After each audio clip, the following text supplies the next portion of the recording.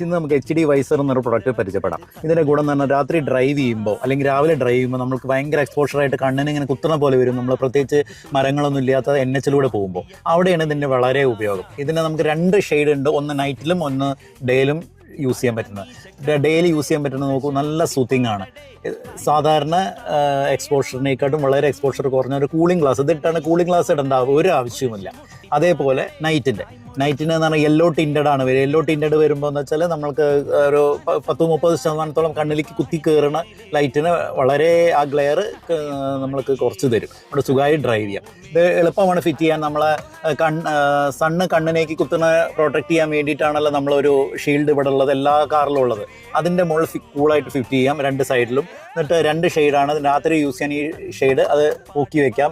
രാവിലെ ആകുമ്പോൾ രാവിലെ ഡ്രൈവ് ഇങ്ങനെ പൊക്കി വെക്കാം.